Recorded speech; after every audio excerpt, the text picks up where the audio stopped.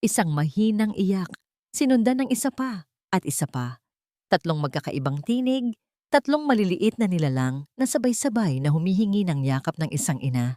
Napapikit si Rina, hinahayaan ang sarili na malunod sa pinakamatamis na musikang narinig niya sa buong buhay niya. Bawat pagod, bawat sakit, bawat patak ng pawis ay tila naglaho na, parang bula. Dahan-dahang iminulat niya ang kanyang mga mata. Inilagay ng nurse sa kanyang mga braso ang tatlong bulto ng tela at sa loob niyon ay ang tatlong dahilan kung bakit siya humihinga. Ang panganay, si Miguel, may seryosong mukha na tila bapasan na agad ang mundo. Sumunod si Gabriel, ang kaisa-isang prinsesa na may pinakamalakas na iyak. At ang bunso, si Rafael, ang pinakamaliit ngunit may pinakamahigpit na kapit sa kanyang daliri. Ang mga anghel ko, halos pabulong na sabi ni Rina, habang isang butil ng luha ang pumatak mula sa kanyang mata.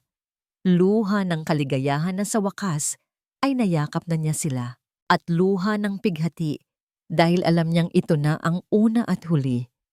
Ang bawat halik na iginawad niya sa kanilang malalambot na noo ay isang paalam. Ang bawat haplos sa kanilang maliliit na kamay ay isang pagsuko. Ang mga ito ang kanyang mga anak. Sa dugo, sa laman, sa bawat tibok ng kanyang puso, ngunit hindi sa batas. Hindi sa kontratang pinirmahan niya, 9 na buwan na ang nakalipas. Isang kontratang bumuhay sa pag-asa ng kanyang naghihingalong ina, ngunit unti-unting pumapatay sa kanyang kaluluwa. Narinig niya ang marahang pagbukas ng pinto, ang tunog ng mamahaling sapatos, nakatad na tumatama sa sahig ng ospital, ay tila martilyong pumupukpok sa kanyang dibdib. Hindi niya kailangang lumingon para malaman kung sino iyon. The contract is fulfilled. Ang boses ni Dr. Adrian Vergara ay kasing lamig ng hangin mula sa aircon. Walang emosyon. Walang bakas ng kagalakan ng isang bagong ama. Nakatayo ito sa paanan ng kanyang kama. Ang mga mata ay nakatuon hindi sa kanya, hindi sa mga sanggol, kundi sa isang brown envelope na hawak nito. "Sir," mahinang tugon ni Rina. Pilit na itinatago ang panginginig ng kanyang boses. Inilapag ni Adrian ang envelope sa mesang katabi ng kama. "That's the final payment, as agreed upon. Everything is there. Siguraduhin mong bilangin mo bago ka umalis." Hindi makapaniwalang napatingin si Rina sa kanya. Ganoon na lang ba yon?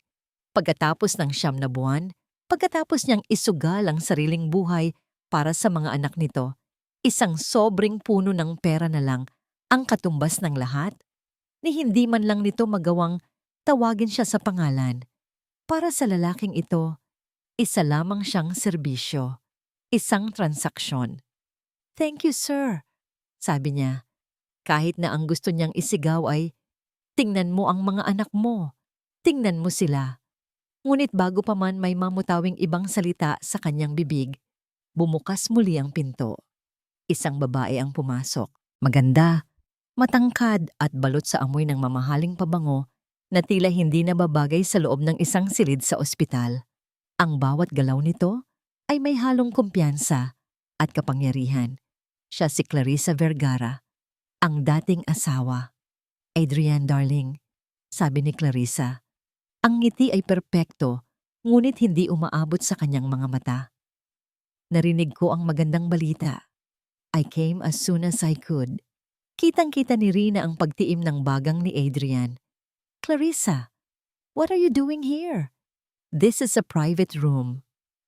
"Of course," malambing na sagot nito, lumalakad palapit sa kama. Ang mga mata nito ay dumaan sa mukha ni Rina na may bahid ng awa, bago ito tumuon sa tatlong sanggol. "Oh, look at them. They are beautiful. Kamukhang kamukha mo, Adrian."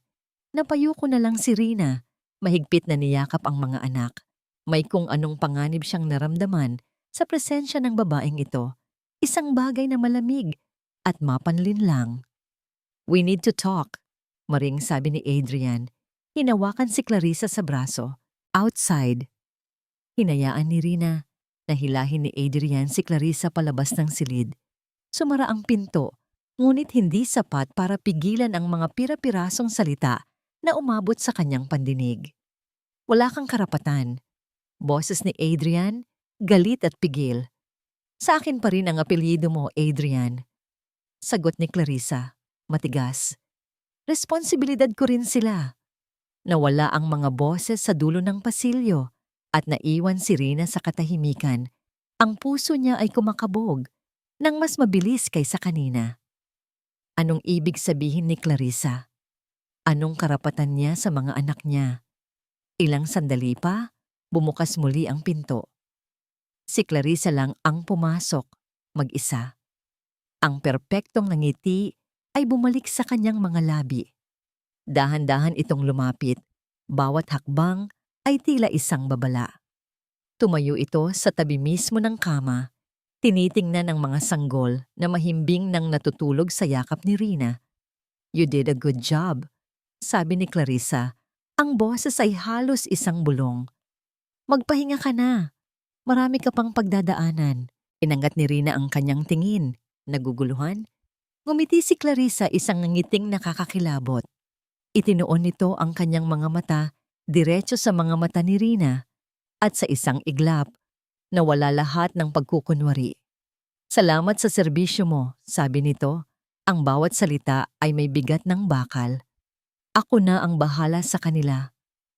Huminga ito ng malalim. Tila ninanamnam ang mga susunod na salita. Bilang tunay nilang ina, hindi ito ang usapan natin, Clarissa. Ang boses ni Adrian ay mariin at walang anumang init habang isinasara niya ang pinto ng kanyang pribadong opisina sa loob ng ospital. Ang amoy ng antiseptic ay hinaluan ngayon ng pabango ng babaeng matagal na niyang tinanggal sa kanyang buhay. "Relax, Adrian," sagot ni Clarissa. Umupo sa mamahaling leather na upuan sa harap ng kanyang mesa na parabang pag-aari niya ang lugar. "I was just congratulating the surrogate. It's the polite thing to do." Napatiimang bagang ni Adrian. "Wala tayong usapan tungkol sa politeness. Ang usapan natin ay mananatili kang malayo sa pamilya ko." "Sila rin ang pamilya ko," mahinang sabi ni Clarissa. At sa isang saglit may nakitang pait si Adrian sa mga mata nito. Isang pait na pamilyar sa kanya, isang emosyon na ginamit na nito noon para makuha ang kanyang simpatya. Ngunit hindi na siya ang dating Adrian na madaling mauto. "Hindi na ngayon." Malamig niyang tugon. "Pinirmahan mo ang mga papeles." Isang buntong hininga ang pinakawalan ni Clarissa. Inayos nito ang laylayan ng kanyang damit bago kinuha ang kanyang handbag. May kinuha itong isang nakatuping papel mula sa loob. "I wasn't looking for trouble, Adrian. Truly," sabi nito. Ang boses ay puno ng pagkukunwaring pag-aalala. Pero habang naglalakad ako pabalik, may sobrang nalaglag mula sa bag ng babaeng iyon. I was going to return it, but it was open at nabasa ko. Inilapag nito ang sulat sa ibabaw ng kanyang mahogany desk. Tinitigan lang ito ni Adrian. Ang kanyang mga mata ay puno ng hinala. "Kung ano man ang larong ito, Clarissa, hindi ako interesado." "Hindi ito laro," giit ni Clarissa. At ngayon, ang kanyang boses ay may bahid ng madaliang pangangailangan. "Basahin mo, Adrian. Please, para sa kapakanan ng mga bata." Ang pagbanggit sa mga bata ang nag-udyok sa kanya. May pag-aatubili. Kinuha niya ang sulat. Ang papel ay mumurahin at ang sulat kamay ay pambabae. Medyo magulo na tila ba nagmamadaling isinulat. Sinimulan niyang basahin. "Tiya, nakuha ko na po ang huling bayad. Malaki-laki ito. Pero sa tingin ko ay kulang pa rin sa lahat ng paghihirap ko. Sabi ng doktor, wala na akong karapatan. Pero mga anak ko pa rin sila. May naisip na akong paraan.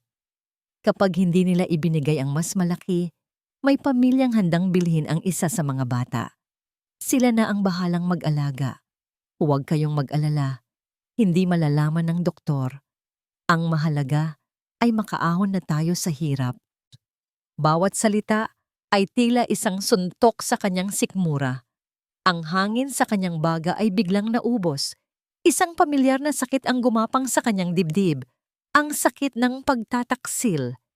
Ito ang parehong sakit na naramdaman niya noong natuklasan niya ang mga lihim na bank account ni Clarissa.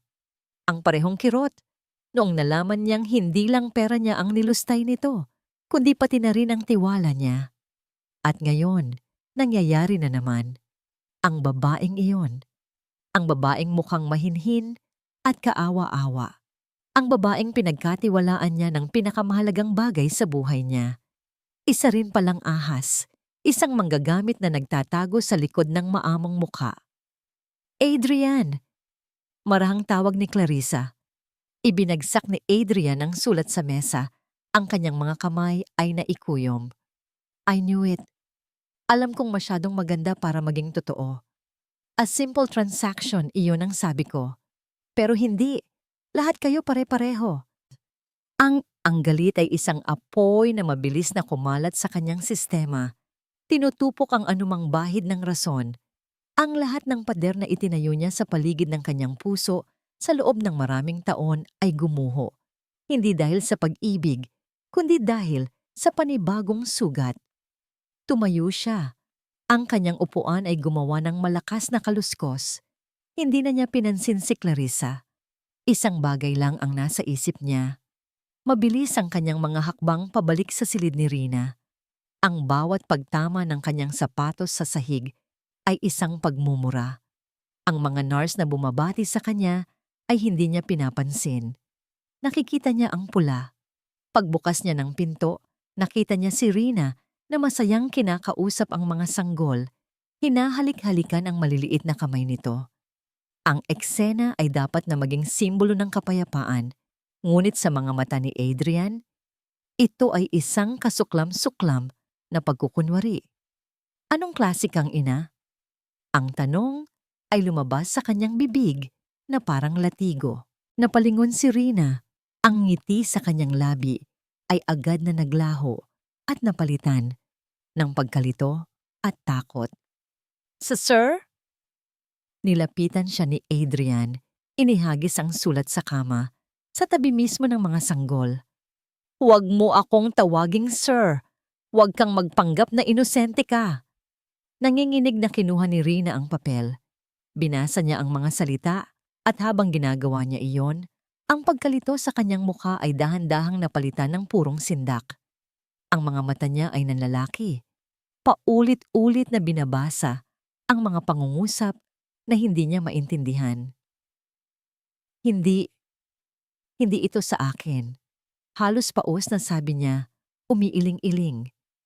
Hindi ko sulat ito. Hindi ito ang sulat kamay ko. Isang mapaklang tawa ang kumawala sa mga labi ni Adrian. Isang tawa na walang anumang saya. Talaga? At sino ang maniniwala sa'yo? Isang babaeng gagawin ang lahat para sa pera? Na pumasok sa isang kontrata para ipagbuntis ang mga anak ng ibang tao? Sir, maniwala po kayo. Nagsimula ng mamuo ang luha sa kanyang mga mata. Mahal ko po sila. Hindi ko po magagawa yan. Huwag mong banggitin ang salitang mahal. Sigaw ni Adrian at sa lakas ng kanyang boses ay bahagyang napakislot ang isa sa mga sanggol. Hindi mo alam ang kahulugan niyan. Ang alam mo lang ay pera. Pera na naman. Kulang pa ba? Sabihin mo, magkano pa ang gusto mo? Ang bawat salita ay parang sampals sa mukha ni Rina. Ang sakit ay mas matindi pa kaysa sa naramdaman niya sa panganganak. Sinubukan niyang bumangon, ngunit nanghihina pa ang kanyang katawan. Wala po akong hinihingi. Humagulgol siya. Ang mga anak ko lang po. Gusto ko lang silang mayakap. Hindi mo sila anak. Dumagundong ang boses ni Adrian sa loob ng silid. Simula sa araw na ito, wala ka ng anumang kaugnayan sa kanila. Naintindihan mo? Isa ka lang estranghero. Isang makasalanang estranghero na nagbabalak pagkakitaan ng sarili mong laman at dugo. Ang sakit na dulot ng kanyang mga salita ay tumagos hanggang sa kaibuturan ng kaluluwa ni Rina. Ngunit sa gitna ng lahat ng yon, isang tapang na hindi niya alam na mayroon siya ang biglang lumitaw. Tapang ng isang ina. Kasalanan bang maging mahirap? Tanong niya. Ang boses ay basag, ngunit may diin. Kasalanan bang gawin ang lahat para lang madugtungan ang buhay ng nanay ko? Oo, tinanggap ko ang pera ninyo, sir. Pero hinding-hindi ninyo mabibili ang pagmamahal ko para sa kanila. Ngunit ang kanyang pagsusumamo ay tila hangin lamang sa pandinig ni Adrian. Ang tiwala nito ay minsan nang nawasak. At ngayon, ang liham na iyon ang naging katibayan na tama ang desisyon niyang huwag na muling magtiwala kanino man. Tapos na tayo. Malamig na deklara ni Adrian. Kinuha ang kanyang cellphone. Umalis ka na. Ngayon din. Hindi, parang awa niyo na. Nagmakaawa si Rina. Pilit na inaabot ang mga sanggol. Hayaan niyo lang akong magpaalam sa kanila. Isa lang pong halik. Ngunit si Adrian ay tila bato. Pindot niya ang numero ng security. Security, pumunta kayo sa private wing room 73. Mayroon ditong trespasser. Palabasin ninyo. Pagkatapos ng tawag, tinalikuran na niya si Rina na para bang isa itong basura. Naglakad siya, papalapit sa mga sanggol. Maingat na inayos ang kumot ng mga ito. Tinitiyak na hindi sila maabot ng maruming kamay ng babaeng nagluwal sa kanila. 2 malalaking security guard ang pumasok sa silid. Sir? Palabasin ninyo ang babaeng ito sa ospital ko. Utos ni Adrian, hindi lumilingon.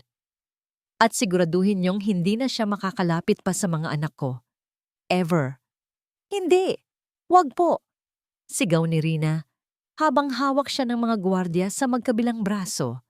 Nagpumiglas siya, ngunit wala siyang lakas. Ang tanging nagawa niya ay iunat ang kanyang kamay patungo sa kama. Ang mga anak ko, Miguel, Gabi, Rafa, mga anak. Habang kinakaladkad siya palabas ng silid, ang huling nakita niya ay ang likod ni Adrian, isang matigas at hindi matinag na pader sa pagitan niya at ng kanyang mga anak. At sa may pintuan, nakatayo si Clarissa. Hindi nagsasalita, ngunit sa mga mata nito, sa likod ng maskara ng pag-aalala na ipinapakita nito kay Adrian, ay naroon ang isang malamig at nagtatagumpay ng ngiti. Isang ngiting hindi nakita ni Adrian, isang ngiting hinding-hindi malilimutan ni Rina. Isinara ang pinto at kasabay ng pagdampi ng malamig na hangin ng pasilyo sa kanyang pisngi, narinig niya ang huling tunog mula sa loob ng silid na yon. Ang sabay-sabay na pag-iyak ng kanyang 3 anak na tila ba alam nilang inilalayo sa kanila ang kanilang ina. Mga anak ko!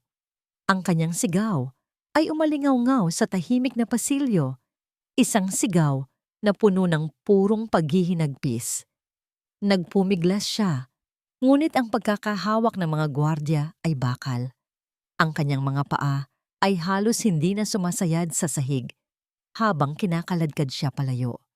Bawat hakbang palayo sa silid na yon ay 1,000 karayom na tumutusok sa kanyang puso. Pakawalan niyo ako. Kailangan ako ng mga anak ko. Parang awa niyo na. Ngunit ang kanyang mga salita ay walang halaga para sa mga empleyado ng ospital na nakakakita sa kanya. Isa lamang siyang iskandalosang babae na gumagawa ng gulo. Nakikita niya ang paghusga sa kanilang mga mata, ang mga bulungan na tila mga bubuyog na umiikot sa kanyang ulo. Nakarating sila sa elevator at habang hinihintay itong bumukas, napasulyap siya sa salamin sa pader. Nakita niya ang kanyang sarili. Isang babaeng gusot ang damit pang ospital, magulo ang buhok, at may mukhang basang-basa ng luha. Isang larawan ng pagkawasak. Ito ba talaga siya? Ang babaeng ilang minuto lang ang nakalipas ay kalong-kalong ang kanyang buong mundo?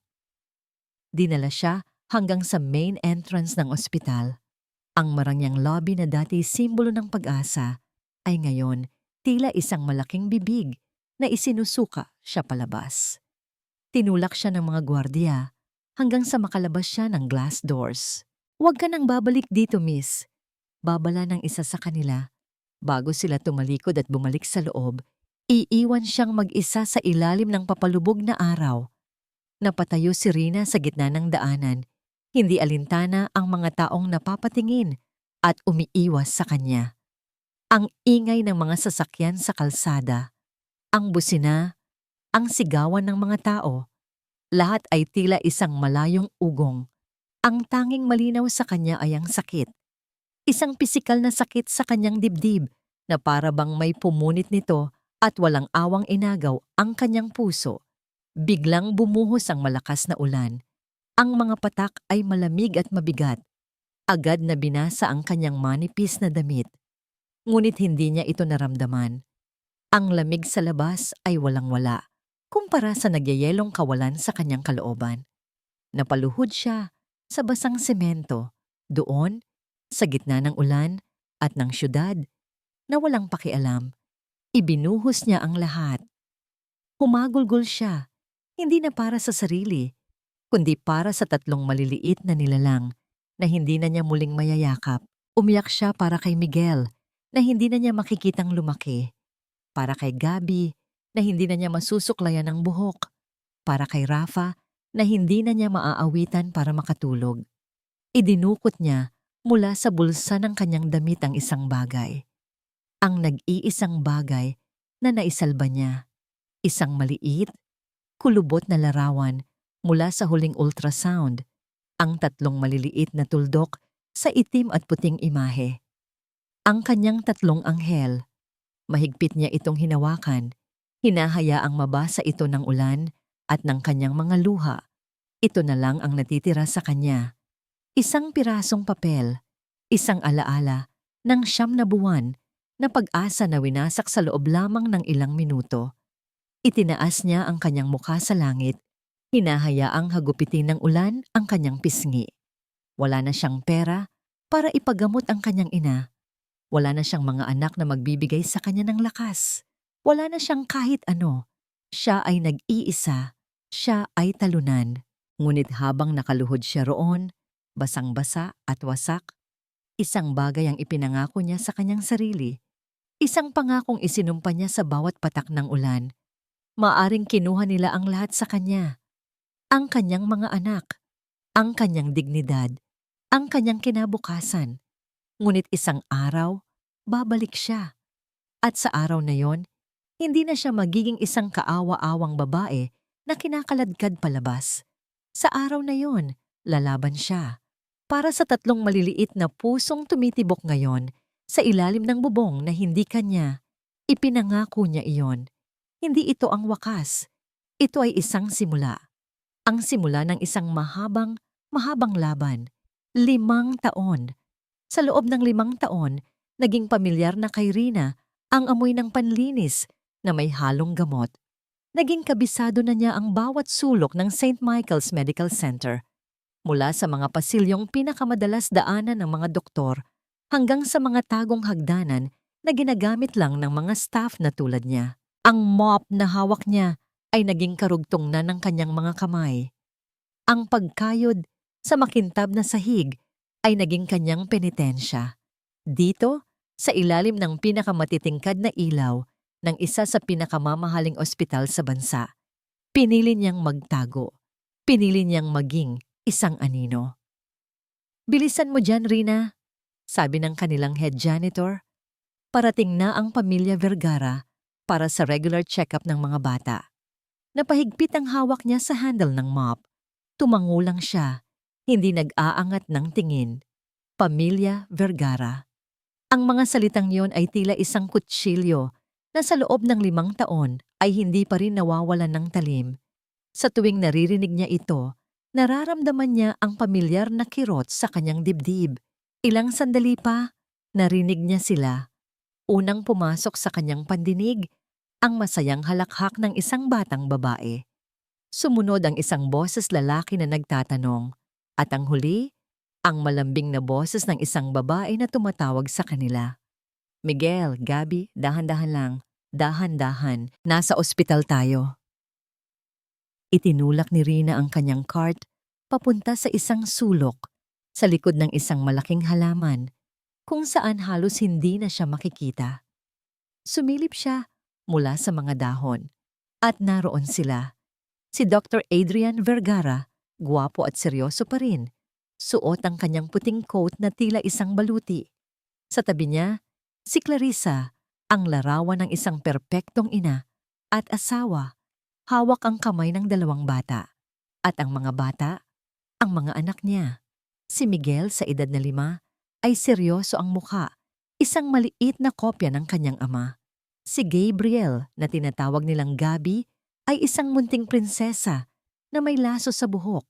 At ang bunso, si Rafael, na nakakapit sa binti ng kanyang ama, medyo maliit para sa kanyang edad. Ang puso ni Rina ay tila gustong tumalon palabas ng kanyang dibdib. Ang sakit at ang pag-ibig ay nagsanib, isang emosyon na napakatindi at halos hindi niya makayanan. Gusto niyang tumakbo. Gusto niyang lumapit at yakapin sila. Ngunit ang tanging nagawa niya ay manatiling nakatago. Isang magnanakaw na nagnanakaw ng ilang segundong sulyap. Bigla niyang naalala ang huling mga araw ng kanyang ina. Nakahiga ito sa isang mumurahing banig sa kanilang maliit na bahay. Ang paghinga ay mababaw. Anak, bulong nito, huwag mong sisihin ang sarili mo. Ginawa mo ang lahat. Ngunit sinisi ni Rina ang sarili niya. Ang perang natanggap niya mula kay Adrian ay naubos sa pambayad ng mga utang at sa mga unang gamot. Ngunit hindi ito sapat. Ang sakit sa bato ng kanyang ina ay nangailangan ng tuloy-tuloy at mamahaling dialysis. Kung hindi lang sana siya pinalayas, kung mayroon lang sana siyang lakas ng loob na maningil pa. Namatay ang kanyang ina, 1 taon, pagkatapos niyang mawala ang kanyang mga anak. Namatay itong hawak ang kamay niya habang ibinubulong ni Rina ang isang pangakong hindi niya natupad. Walang sapat na pera. Palaging yun ang problema. Kaya pagkatapos ng libing, tumayo si Rina. Nag-aral siya ng short course para maging nursing aide. At sa tulong ng tadhana o marahil ng isang mas malupit na puwersa, natanggap siya sa nag-iisang lugar na gusto niyang iwasan ngunit kailangan niyang puntahan. St. Michael's, para maging malapit sa kanila, kahit bilang isang anino lang. Aray! Ang maliit na sigaw ay nagpabalik kay Rina sa kasalukuyan. Nakita niyang natapilok si Rafael, napaupo ito sa sahig. Ang mukha ay nagpapakita ng gulat at sakit. Bago pa man siya makapag-isip, kumilos ang kanyang katawan. 1 hakbang, 2 hakbang, ang instinct ng isang ina ang nagtulak sa kanya pasulong. Ang mga kamay ay nakaunat. Handang tulungan ang nahulog niyang anghel. Rafa, anak. Ngunit mas mabilis si Clarissa. Agad nitong binuhat si Rafael, hinahaplos ang likod nito. At nang mag-angat ito ng tingin, nagtama ang kanilang mga mata. Isang iglap lang iyon. Ngunit sa iglap na yon, nakita ni Rina ang lahat sa mga mata ni Clarissa. Pagkilala, pagkainis, at isang malamig na babala. Agad na napayuko si Rina. Bumalik sa kanyang cart, nagkunwaring abala sa pag-aayos ng mga bote ng panlinis. Ang puso niya ay dumadagundong sa takot. Nakilala ba siya nito? Okay ka lang ba, Hija? Ang boses ni Clarissa ay nasa tabi na niya. Dahan-dahang nag-angat ng tingin si Rina. Nakangiti si Clarissa. Isang ngiting puno ng kabaitan para sa lahat ng nakakakita. Ngunit ang mga mata nito na nakatutok lamang sa kanya ay nagsasabi ng ibang kwento. Oo po, ma'am. Halos pautal na sagot ni Rina. Mag-ingat ka sa dinadaanan mo, sabi ni Clarissa. Ang boses ay malambing, ngunit may diin. Isang paalala, isang utos. Manatili ka sa lugar mo. Tumango lang si Rina. Naglakad palayo ang pamilya. Iniwan si Rina na nanginginig sa kanyang kinatatayuan. Muntik na. Isang maling galaw pa. At ang 5 taon ng kanyang pag-iingat ay mawawalan ng saysay. Nang makalayo na sila, 2 doktor na naglalakad ang huminto, malapit sa kanyang pwesto. Hindi siya pinansin ng mga ito, abala sa kanilang pag-uusap. Napansin mo ba ang batang Vergara? Yung bunso? Sabi ng isa. Oo, Medyo maputla siya ngayon kumpara noong huling check-up niya. At parang laging pagod. Sagot ng isa pa. Sana ay normal lang na paglaki iyon. Dr. Vergara is very particular with his children's health. Ang mga salita ay tila humigop sa lahat ng hangin sa paligid. Natigilan si Rina. Ang hawak na basahan ay nalaglag mula sa kanyang kamay. Maputla, laging pagod. Isang bagong uri ng takot ang gumapang sa kanyang puso. Isang takot na mas malala pa kaysa sa takot na mabisto siya. Isang takot para sa kalusugan ng kanyang bunso. Logic. Ito ang pundasyon ng buhay ni Dr. Adrian Vergara. Sa loob ng operating room, ang logic ang nagliligtas ng buhay. Ang bawat desisyon ay base sa datos, sa siyensya, sa malamig at matigas na katotohanan. Walang puwang ang emosyon. Walang lugar ang takot. Ngunit ngayon, sa loob ng kanyang sariling opisina na napapalibutan ng mga medical journals at mga diploma, ang logic ay tila isang banyagang salita. Sa harap niya ay nakaupo si Dr. Santos, ang pinakamagaling na hematologist ng St. Michael's. At sa ibabaw ng mesa sa pagitan nila, nakalatag ang isang folder. Isang manipis na folder na naglalaman ng pinakamabigat na salitang narinig ni Adrian sa buong buhay niya. Severe aplastic anemia. Inulit ni Adrian ang mga salita sa kanyang isip, hinimay-himay na parang isang komplikadong kaso. Ang bone marrow ay tumigil sa pag-produce ng sapat na bagong blood cells. Pancytopenia. Red cells, white cells, platelets, lahat ay bumabagsak. Ang resulta ay isang katawang walang panlaban sa impeksyon, walang kakayahang maghilom, isang katawang unti-unting namamatay. The biopsy results are conclusive, Adrian. Malumanay na sabi ni Dr. Santos, alam ang bigat ng balitang dala niya. His marrow is almost completely empty. We need to act fast. An urgent bone marrow transplant is his only real chance. Tumango si Adrian, ngunit ang pagtango ay isang automatikong kilos na lang. Ang kanyang isip, na sanay sa paghahanap ng solusyon, ay blangko. Ito ang kanyang anak. Ang kanyang bunso. Hindi ito isang pasyente na may numero sa chart. Ang kanyang unang reaksyon ay ang salungating ito. It could be a virus, an exposure to toxins. We need to run more tests. We did. Putol ni Dr. Santos. And we will continue to do so. But the numbers don't lie. Every day we delay the search for a donor is a day we are losing. Donor. Agad na tumayo si Adrian. Test me. Now. Isang malungkot na iling ang naging sagot ni Dr. Santos. We already did, Adrian. Upon your request last night. You're not a match. Neither is Clarissa. Ang mga salitang iyon ay parang isang pader na biglang humarang sa kanyang harapan. Siya, ang ama, ay hindi tugma. Ang babaeng nag-alaga dito sa loob ng 5 taon ay hindi rin tugma. Ang logic ay nagsasabing posible iyon, ngunit ang puso ng isang ama ay hindi ito matanggap. The other two? Mabilis niyang tanong. Miguel and Gabby? They're too young to be donors, you know that. The risk is too high. Sagot ni Dr. Santos. Napasuntok si Adrian sa kanyang mesa. Hindi malakas, ngunit sapat para maramdaman niya ang sakit. Isang pisikal na sakit na nagbigay sa kanya ng panandaliang ginhawa mula sa emosyonal na paghihirap. Then find one. Mariin niyang sabi. I access mo ang national and international registries. I don't care about the cost. Find a match.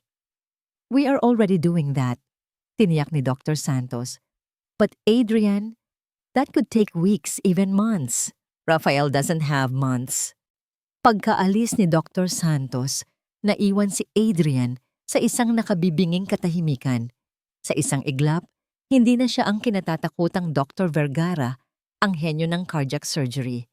Isa na lang siyang ama, isang amang natatakot, isang amang desperado. Pumasok si Clarissa sa opisina nang hindi kumakatok. Ang muka ay balisa.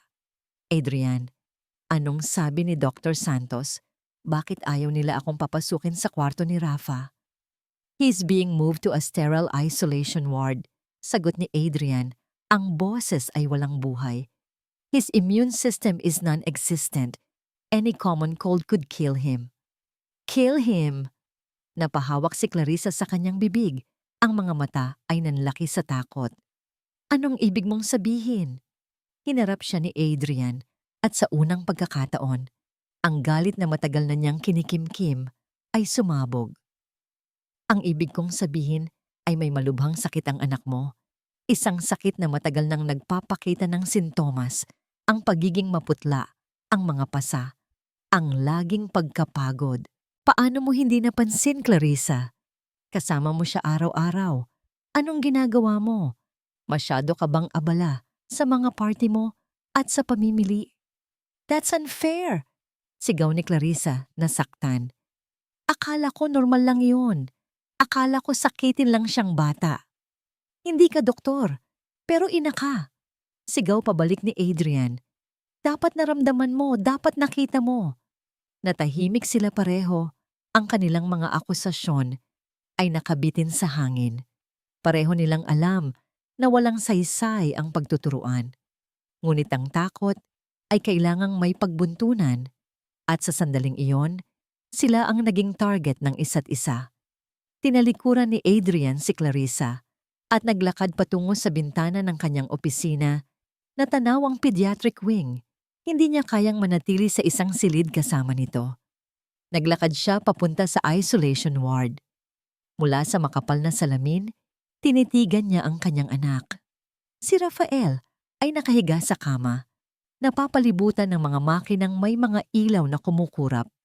May IV line na nakakabit sa kanyang maliit na kamay. Mukha siyang napakaliit, napakarupok. Ang lahat ng kayamanan niya, ang lahat ng kapangyarihan niya, ang lahat ng talino niya, lahat ay walang silbi. Hindi niya kayang operahan ng dugo. Hindi niya kayang tahiin ang isang bone marrow na hindi gumagana. Sa unang pagkakataon sa kanyang professional na buhay, si Dr. Adrian Vergara ay tuluyan ng walang magawa.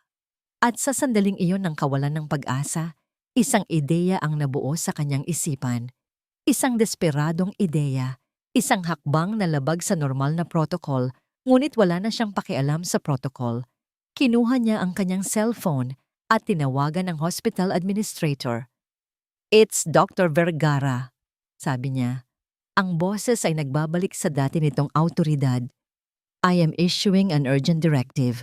I want every single employee in this hospital, doctor, nurse, staff, janitor, lahat, to undergo voluntary HLA typing, effective immediately. I will personally cover all the expenses. May pag-aalinlangan sa kabilang linya. Doctor, that's highly irregular. My son is dying. Putol ni Adrian. Ang boses ay naging isang malamig na bakal. Find me a match, now. Ibinaba niya ang tawag. Tumingin siyang muli sa kanyang anak sa likod ng salamin. Hindi ito isang katiyakan. Isa itong paghagis ng isang maliit na bato sa isang napakalawak na karagatan. Umaasang makakagawa ito ng alon. Ngunit ito lang ang mayroon siya. Sa kabilang dako ng ospital, sa staff bulletin board sa basement, isang bagong anunsyo ang idinikit ng isang clerk. Urgent. Bone marrow donor drive for Rafael Vergara. Si Rina, na nagpupunas ng sahig sa di kalayuan, ay napahinto. Mula sa kanyang kinatatayuan, nabasa niya ang pangalan ng kanyang anak na nakasulat sa malalaking letra. Nabitiwan niya ang hawak na basahan. Ang puso niya ay nagsimulang tumibok ng napakabilis na para bang gusto nitong kumawala. Dahan-dahan siyang lumapit sa bulletin board. Ang kanyang mga mata ay hindi maalis sa anunsyo. Isang desisyon ang nabuo sa kanyang isipan. Isang desisyon na nakakatakot. Isang desisyon na mapanganib. Isang desisyon na babago sa lahat. Pupunta siya. Magpapatest siya. Ang pila ay mahaba. Nakatayo si Rina sa dulo nito, ang suot na uniforme ay tila hindi sapat para itago ang kanyang pagkatao. Bawat nurse na dumaan, bawat doktor na sumulyap sa pila ay nagpapakaba sa kanya. Paano kung may makakilala sa kanya? Paano kung may magtanong kung bakit ang isang simpleng nursing aide ay gustong sumailalim sa isang komplikadong pagsusuri? Ngunit ang takot na yon ay nalulusaw sa tuwing maaalala niya ang imahe ng kanyang anak sa likod ng salamin, maputla, nanghihina at nag-iisa. Nang siya na ang sunod, halos hindi siya makahinga. Ang nurse na kumukuha ng dugo ay bata pa, abala sa kanyang ginagawa at walang pakialam sa mga pangalan sa listahan. Pangalan po? Tanong nito, hindi man lang nag-aangat ng tingin. Rina de la Cruz. Sagot niya, ang sariling pangalan ay tila dayuhan sa kanyang pandinig. 5 taon na, halos walang tumatawag sa kanya niyan. Sa ospital, isa lang siya sa maraming ate. Mabilis na kinuha ang kanyang dugo. Isang maliit na tusok, isang maliit na vial na pula. Ang maliit na vial na yon na naglalaman ng kanyang pinakamalaking sikreto at kanyang pinakamalaking pag-asa. Pagkatapos, pinabalik na siya sa trabaho na para bang walang nangyari. Ang mga sumunod na oras ay ang pinakamahabang oras sa buhay ni Rina. Ang bawat pag-ikot ng walis sa sahig ay isang dasal. Ang bawat pagpuna sa salamin ay isang pagsusumamo.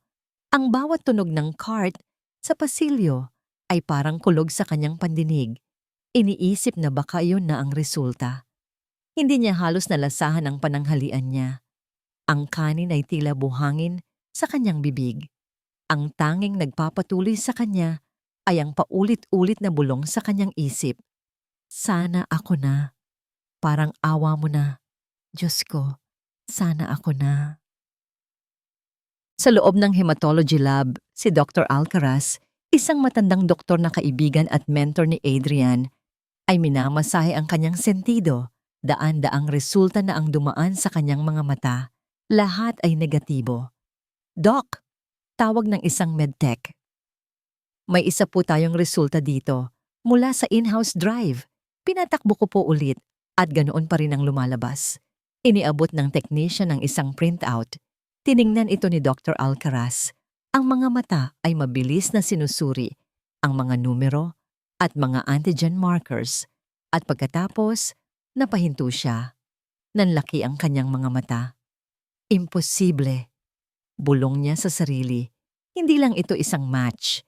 Isa itong perpektong tugma. 100% isang milagro sa medisina na bihirang-bihira mangyari sa labas ng magkakapatid. Ang kanyang tuwa ay agad na napalitan ng pagkalito nang mabasa niya ang pangalan sa itaas ng resulta. Rina de la Cruz.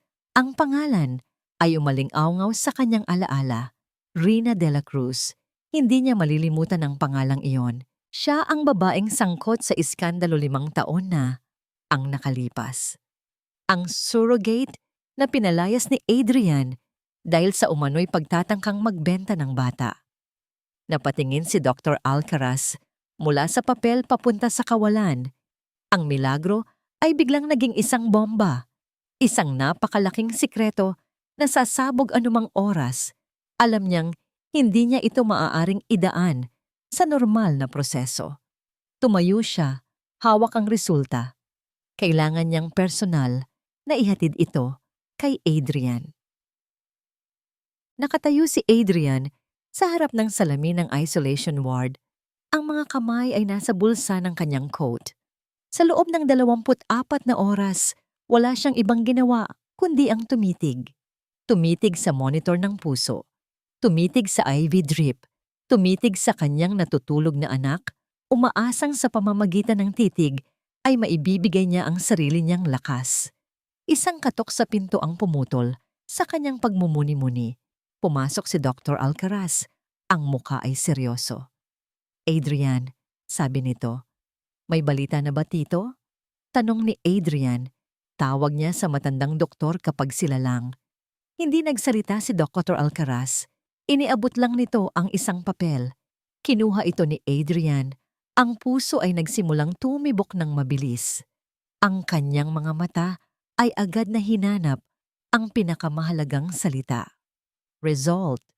100% compatible match, isang malaking hininga ng ginhawa ang kanyang pinakawalan na para bang ngayon lang ulit siya nakahinga ng maluwag. Ang bigat sa kanyang balikat ay tila nabawasan. May pag-asa. Mayroon silang nahanap. Salamat, Tito. Salamat. Nanginginig na sabi ni Adrian. Sino? Mula ba sa International Registry? Saan natin siya mahahanap? Ngunit napansin niyang hindi nakangiti si Dr. Alcaraz. Ang mukha nito ay puno ng pag-aalala. Hindi Adrian, sabi nito. Hindi siya galing sa malayo. Dito lang siya sa ospital. At doon, ibinaba ni Adrian ang kanyang tingin mula sa resulta patungo sa pangalan ng donor. Ang mga letra ay tila lumukso mula sa papel at sumampal sa kanyang mukha. RINA, DELA, CRUZ. Ang mundo ni Adrian ay tumigil sa pag-ikot. Ang papel sa kanyang kamay ay biglang naging napakabigat. Hindi maaari. Isang masamang biro. Isang pagkakamali sa laboratorio.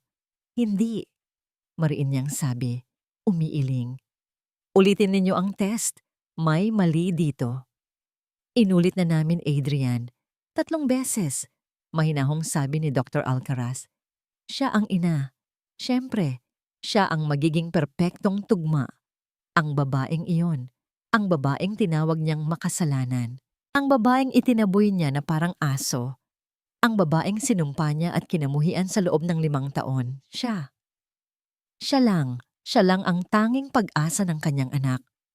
Ang kabalintunaan ay napakasakit, napakalupit. Ang lunas sa kanyang paghihirap ay nasa kamay ng taong pinagmulan ng isa pa niyang malaking sakit. Bago pa man siya makapag-react, bago pa man niya matanggap ang katotohanan ito, bumukas ang pinto ng kanyang opisina.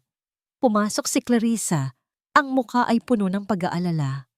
Adrian, darling, may balita na ba? Kanina pa ako nag-aalala. Napahinto ito nang makita ang itsura ni Adrian, maputla, tulala, na para bang nakakita ng multo. At pagkatapos, ang mga mata ni Clarissa ay napunta sa papel na hawak ng kanyang asawa. Lumapit siya. Nabasa niya ang resulta. Nabasa niya ang pangalan. Rina de la Cruz? Ang unang reaksyon ni Clarissa ay pagkalito. Pagkatapos, habang unti-unting nag-sink in ang impormasyon, ang pagkalito ay naging purong sindak. Ang kanyang mga mata ay nanlaki at isang bahagyang panginginig ang gumapang sa kanyang mga kamay. Ngunit kasing bilis ng pagdating ng takot, ay siya ring bilis nitong nawala. Ang sindak sa kanyang mukha ay napalitan. Ang kanyang mga mata ay kumitid. Ang kanyang mga labi ay bahagyang nag-ipit. Ang takot ay naging isang bagay na mas mapanganib, isang bagay na malamig, at puno ng kalkulasyon. Ang pangalan sa papel ay tila may sariling init. Pinapaso ang mga daliri ni Adrian. Rina de la Cruz, ang multo ng nakaraan, ang babaeng itinuring niyang pinakamasahol na uri ng tao, ay biglang naging anghel na tagapagligtas. Ang kanyang isip ay hindi ito kayang tanggapin. Ito ay isang cosmic na biro, isang pagsubok mula sa Diyos na hindi niya maintindihan. Adrian, anong ibig sabihin nito? Basag ni Clarissa sa katahimikan, ang boses ay nanginginig. Bakit? Bakit pangalan niya? Paano nangyari na nandito pa rin siya? Hindi ko alam, sagot ni Adrian. Ang mga mata ay nakatitig pa rin sa papel, na para bang kung tititigan niya ito, nang matagal ay magbabago ang mga letrang nakasulat. This changes nothing, sabi ni Dr. Alcaraz. Sinusubukang ibalik ang focus sa kung anong mahalaga. Ang importante ay meron tayong donor. Kailangan nating hanapin ang babae at simulan ang proseso. Hindi! Mabilis na putol ni Clarissa. Ang takot ay malinaw sa kanyang boses. Hindi natin siya pwedeng pagkatiwalaan. Adrian, naaalala mo ba? Ang babaeng yan ay tinangka ng ipagbili ang mga anak natin noon. Paano kung gamitin niya ito para humingi ng pera. Paano kung... Clarissa, calm down. Utos ni Adrian, kahit na ang sarili niyang isip ay naguguluhan. Hindi ako makakalma. Giit ni Clarissa. Ang mga mata ay nagbabadyang lumuha. Paano sina Miguel at Gabby? Nasaan sila? Kailangan kong tiyakin na ligtas sila. Adrian, natatakot ako. Walang nagawa si Adrian kundi tumango. Ang pag-aalala para sa dalawa pa niyang anak ay mas matimbang sa ngayon. Okay, puntahan mo sila sa playroom. Manatili ka doon. Ako na ang bahala dito. Mabilis na umalis si Clarissa. Iiwan si Adrian kasama si Dr. Alcaraz at ang nakakabinging katotohanan. Adrian, kailangan nating mag-isip ng malinaw, sabi ng matandang doktor. Paano ako mag-iisip ng malinaw, tito? Sagot ni Adrian, ginugulo ang sariling buhok sa frustration. Ang babaeng sumira sa tiwala ko ang magliligtas sa anak ko? Anong klaseng kapalaran ito? Bago pa man makasagot si Dr. Alcaraz, biglang tumunog ng malakas ang cellphone ni Adrian. Isang pamilyar na ringtone, ang yaya ng mga bata. Excuse me, sabi niya kay Dr. Alcaraz bago sagutin ang tawag. Yes, yaya? Ang narinig niya mula sa kabilang linya ay hindi isang normal na pag-uulat. Ito ay isang humihikbing, nanginginig na boses. Sir! Sir Adrian! Si Ma'am Gabby po! Agad na nanindig ang balahibo ni Adrian. Anong nangyari kay Gabby? Nasaan kayo? Nasa garden po kami kanina. Saglit lang po akong pumasok para kumuha ng juice.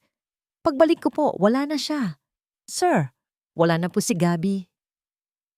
Ang sahig sa ilalim ng mga paa ni Adrian ay tila gumuho. Ano? Hanapin mo siya. Baka nagtatago lang. Hinanap ko na po, sir. Kahit saan. Tinanong ko na rin po ang mga guard. Wala pong nakakita sa kanya.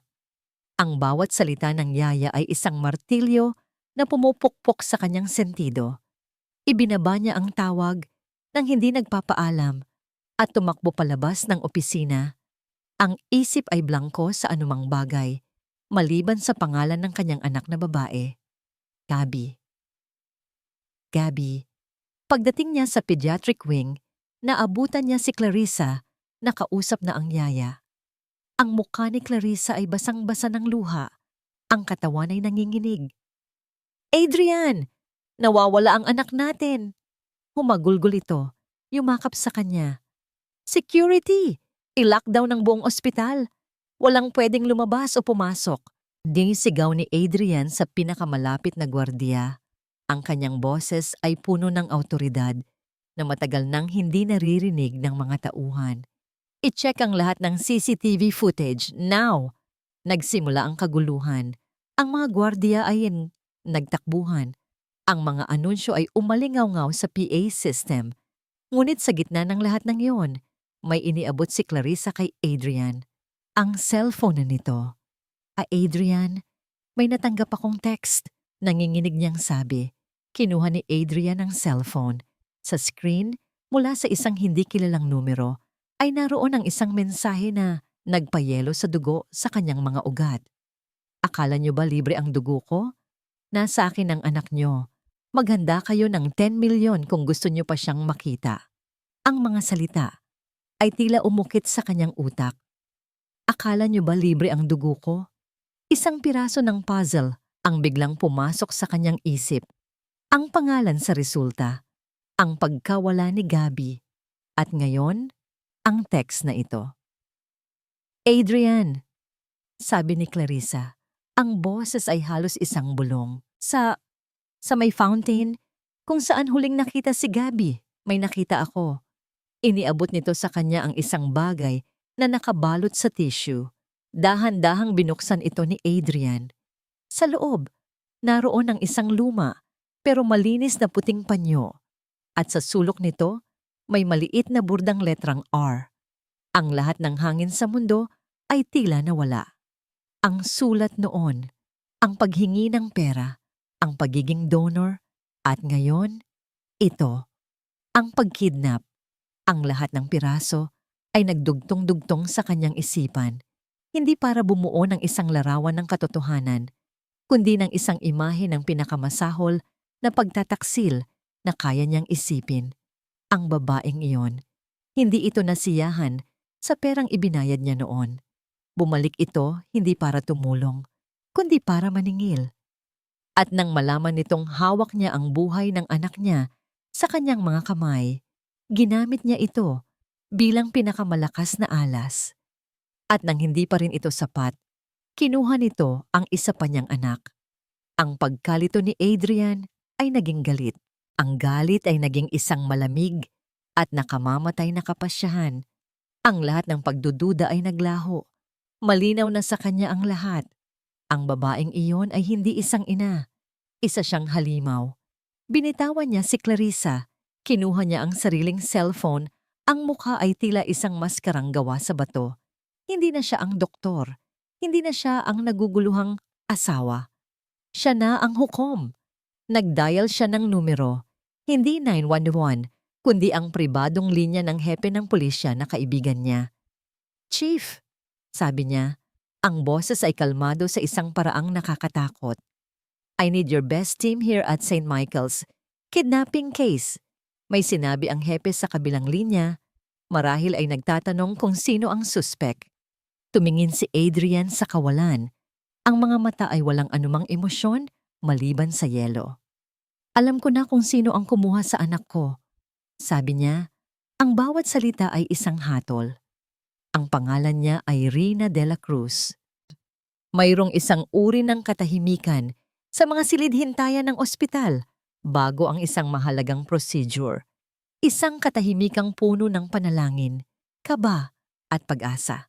Nakatayo si Rina malapit sa bintana ng maliit na pre-procedure room, nakatingin sa labas, ngunit wala namang talagang nakikita. Ang kanyang isip ay nasa kabilang ward, sa likod ng isang makapal na salamin kung saan nakahiga ang kanyang anak. Siya ang tugma. Paulit-ulit na sinasabi iyon ng isang boses sa kanyang isip. Kanina lang, sinabihan siya ng isang nurse na siya ang nahanap na donor. Ang balita ay tila isang sinag ng araw na tumagos sa madilim na ulap ng kanyang buhay. Sa wakas, may magagawa na siya. Hindi na siya isang anino na nagmamasidlang mula sa malayo. Sa araw na ito, siya ay magiging isang ina. Isang ina na magliligtas sa kanyang anak. Nanginginig niyang hinaplos ang sariling braso kung saan kukunin ang dugo ng buhay para kay Rafael. Hindi siya natatakot sa sakit. Wala nang hihigit pa sa sakit ng pagkawala sa kanila. "Salamat po, Diyos ko," pabulong niyang dasal. "Salamat po at binigyan niyo ako ng pagkakataong ito." Ngunit ang kanyang dasal ay biglang naputol. Ang pinto ay bumukas ng malakas, hindi dahan-dahan, kundi tila sinipa. Isang malakas na bang ang umalingaw-ngaw sa tahimik na silid. At napatalon si Rina sa gulat. 2 pulis na nakauniforme ang pumasok, ang kanilang mga muka ay seryoso at walang emosyon. Sa likod nila, pumasok si Dr. Adrian Vergara. Ngunit hindi ito ang Dr. Vergara na nakikita niya sa mga pasilyo. Ang mukha nito ay hindi na lang basta malamig. Ito ay isang maskarang gawa sa bato. At ang mga mata nito ay nag-aalab sa isang puot na hindi pa niya nakikita kailanman. Isang puot na tila kayang sunugin ang kanyang buong pagkatao. Anong nangyayari?" Naguguluhang tanong ni Rina. Hindi siya sinagot ni Adrian. Sa halip, itinuro siya nito, isang daliring nanginginig sa galit. "Nasaan ang anak ko?" Ang tanong ay isang dagundong. Hindi ito isang tanong na naghahanap ng sagot, kundi isang akusasyon. Bumuka ang bibig ni Rina, ngunit walang salitang lumabas. Ang kanyang lalamunan ay tila piniga, pinatuyo ng takot at pagkalito. Sinong anak?" "Huwag ka nang magpanggap," sigaw ni Adrian, lumapit ng isang hakbang. Ang bawat pulgada ng distansya na nababawasan sa pagitan nila ay nagpapalaki sa takot sa dibdib ni Rina. Nasaan si Gabriel? Anong ginawa mo sa kanya? Kidnapper, extortionist. Kidnapper, extortionist. Ang mga salita ay umikot-ikot sa kanyang ulo. Mga salitang walang anumang kahulugan. Bakit niya sasabihin iyon? Si Gabby? Nawawala ba si Gabby? Hindi ko po alam ang sinasabi ninyo, sir. Sabi niya. Ang boses ay nanginginig. Kanina pa po ako rito. Naghihintay para sa procedure. Para sa procedure o para sa bayad? Isang mapaklang na ngiti ang sumilay sa labi ni Adrian. Ito ba ang plano mo? Gamitin ang pagiging donor para makapasok ulit sa buhay namin. At nang hindi ka makontento, kinuha mo ang isa pa naming anak para makahingi ng mas malaki. Hindi! Sa wakas, isang sigaw ng pagtanggi ang kumawala sa kanya. Hindi totoo yan. Hindi ko magagawa yan. Mahal ko ang mga anak ko. Ang pagmamahal mo ay may presyo. Sigaw pabalik ni Adrian. At hindi ko ito babayaran. Humarap siya sa mga pulis. Kunin niyo na siya. Isang pulis ang lumapit kay Rina. Hawak ang isang pares ng posas. Agad na napaurong si Rina. Ang likod ay tumama sa malamig na pader. Sandali. Teka lang po. Pagmamakaawa niya, ang mga mata ay nakatuon kay Adrian. Dr. Vergara. Sir, parang awa niyo na. Nagkakamali po kayo. Maniwala po kayo sa akin. Ngunit ang kanyang mga salita ay tila mga patak ng ulan na pumapatak sa isang bakal na pader. Ang mukha ni Adrian ay hindi nagbago. Ang tanging nakikita niya sa mga mata nito ay pagkasuklam. Isang pagkasuklam na dumurog sa anumang natitirang pag-asa sa kanyang puso. Naramdaman niya ang malamig na bakal sa kanyang pulso. Click! Naramdaman niya ang isa pa. Click! Ang tunog ay tila isang hatol ng kamatayan sa kanyang pagiging ina, sa kanyang pagiging tao. Hindi po ako. Wala po akong kasalanan. Bulong niya habang hinihila siya ng mga pulis palabas ng silid. Ang pasilyo ay tila mas mahaba kaysa dati. Ang bawat mukha na madaraanan nila, mga nurse na katrabaho niya, mga doktor na binabati niya araw-araw, ay nakatingin sa kanya. Nakikita niya ang gulat sa kanilang mga mata, ang pagtatanong, ang panghuhusga. Isa siyang palabas, isang sirang-sirang palabas. Ang babaeng naglilinis ng sahig ay isa palang kriminal. Ang bawat hakbang ay isang pagtitiis. Ang bawat sulyap ay isang sampal. Gusto niyang magtago. Gusto niyang maglaho. Ngunit wala siyang magawa, kundi magpatuloy sa paglalakad habang ang mga posas ay kumakalansing sa bawat galaw niya. At pagkatapos, dumaan sila sa Pediatric Isolation Wing. Napahinto siya, napako ang kanyang mga paa sa sahig. Sa likod ng makapal na salamin, naroon ang dahilan ng lahat, ang dahilan kung bakit siya naroon. Si Rafael. Nakahiga ito, mukhang mas maputla kaysa dati.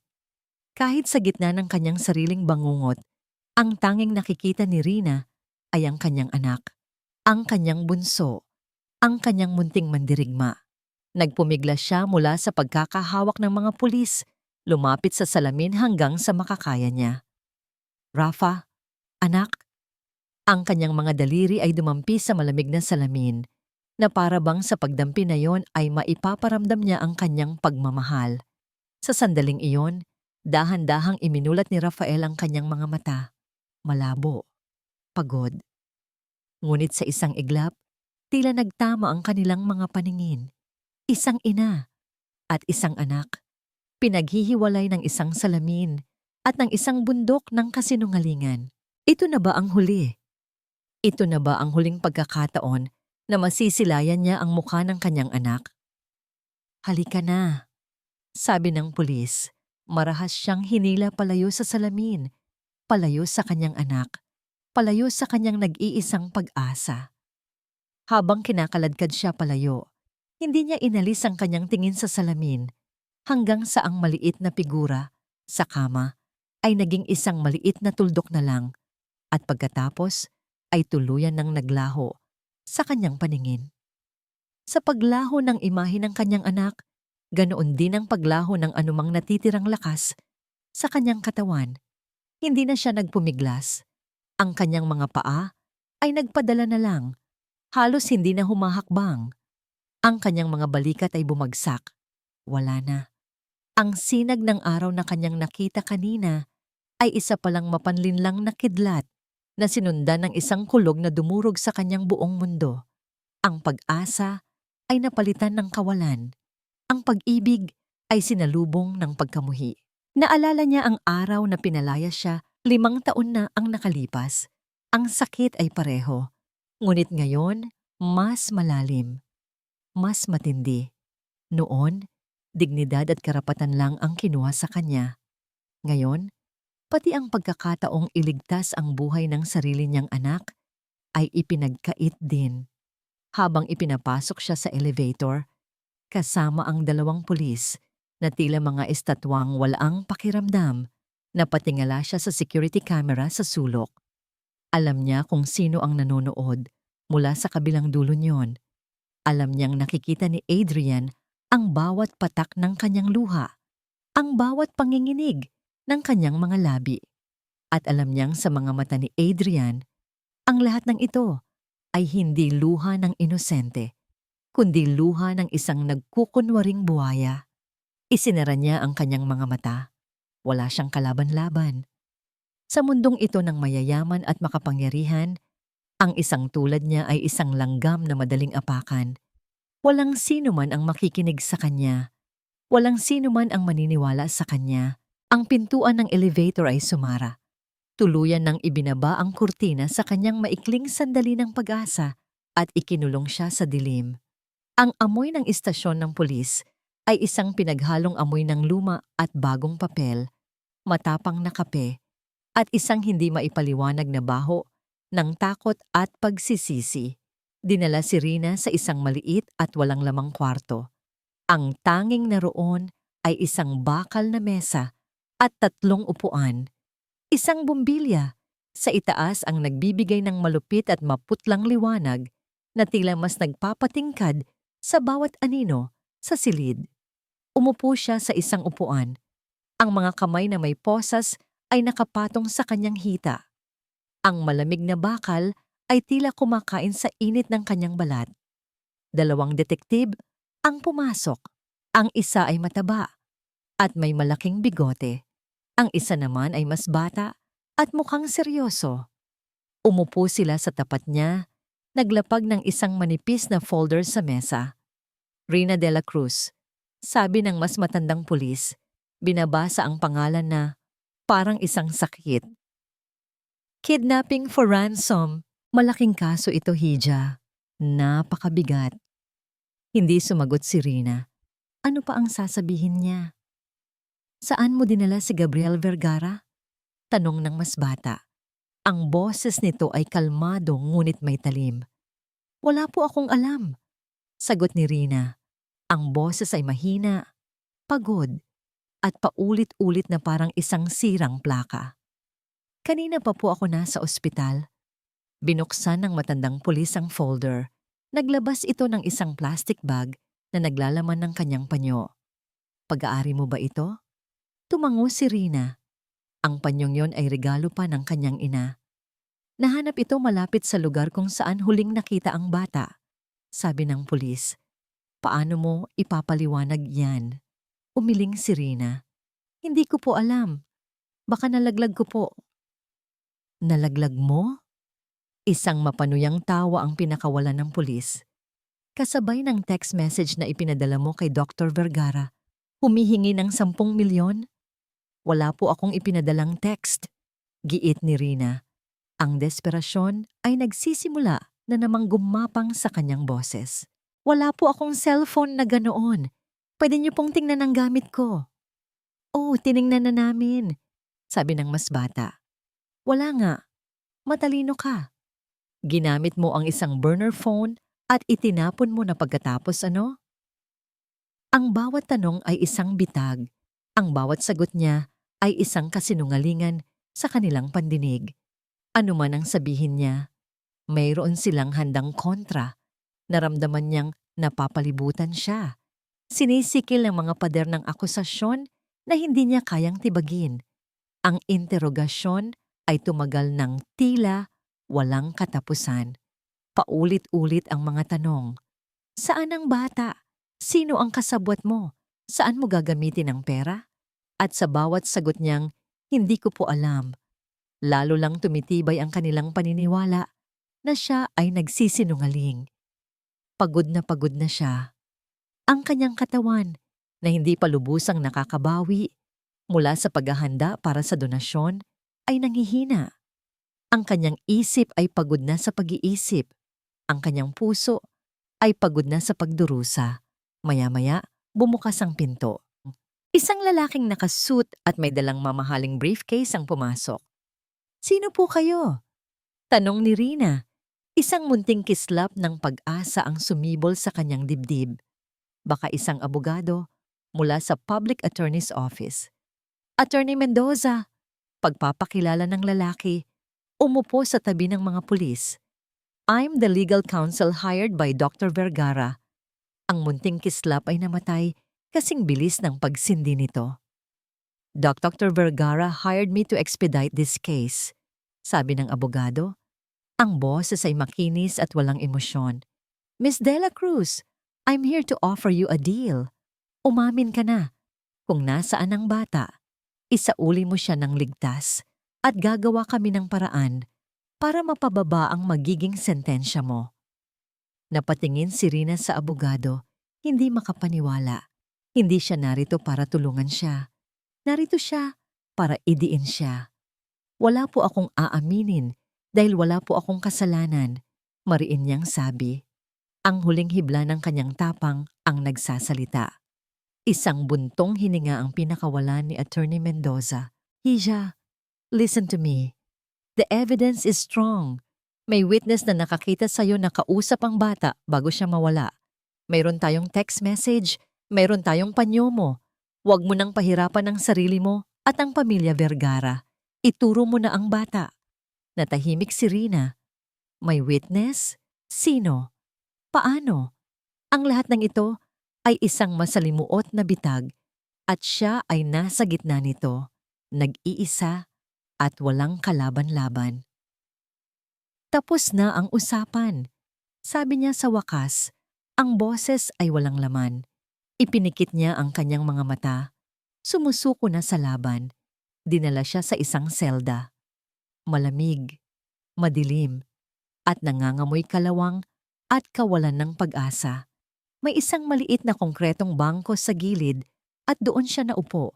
Hinayaan niyang lamunin siya ng dilim. Dito na ba siya mamamatay? Sa isang lugar na malamig at mabaho, malayo sa kanyang mga anak? Naalala niya ang mukha ni Miguel nung huli niya itong nakita. Seryoso at matalino. Naalala niya ang halakhak ni Gabi na narinig lang niya mula sa malayo.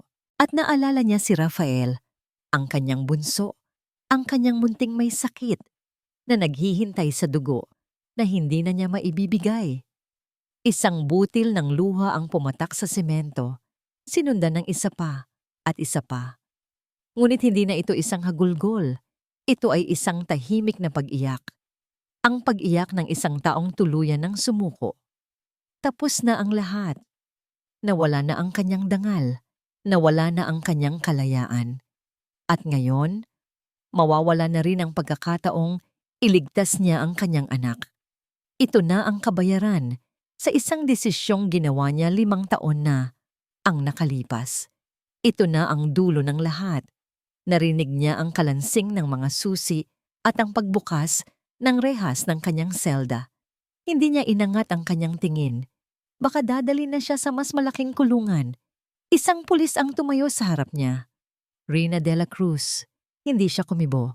Ang pulis ay bumuntong hininga. Tila may dala itong balita. May tumawag mula sa ospital. Sa pagbanggit ng ospital, dahan-dahang nag-angat ng tingin si Rina. Isang maliit na kaba ang muling gumapang sa kanyang dibdib. Kritikal na ang lagay ng batang si Rafael Vergara. Ang biyahe pa uwi mula sa istasyon ng pulis ay malabo sa isipan ni Adrian.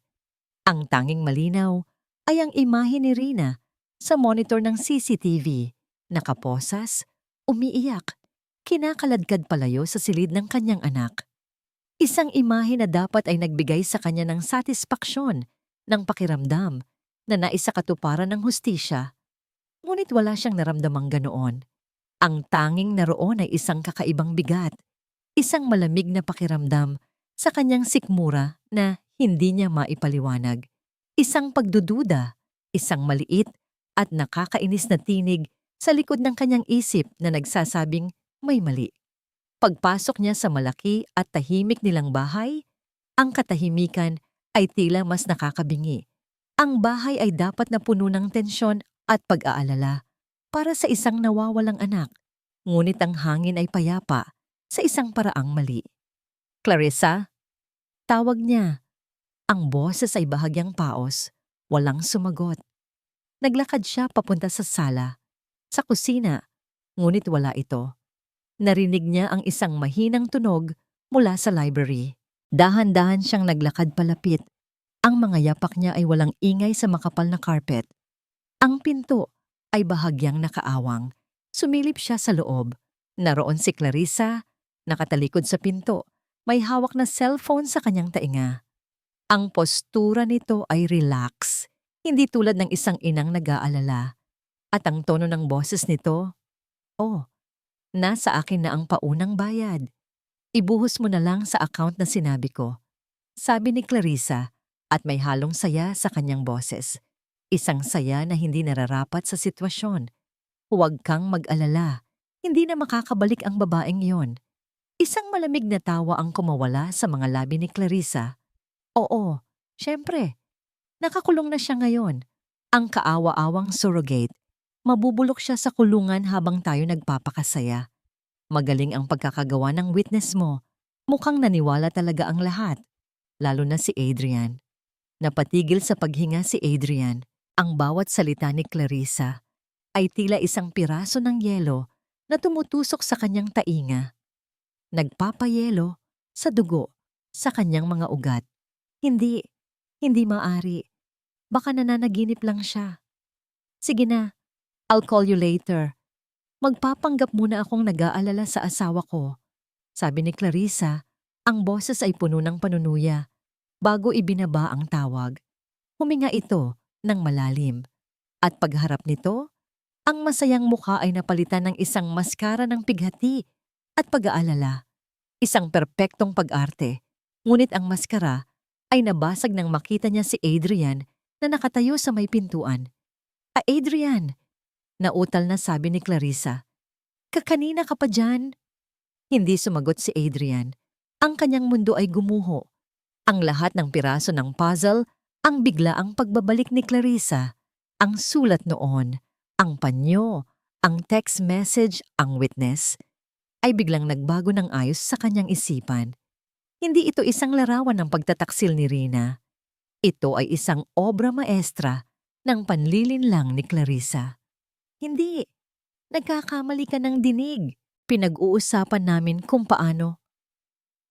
Bago pa man niya matapos ang kanyang kasinungalingan, isang maliit na figura ang lumabas mula sa likod ng isang malaking sopa sa sulok ng library.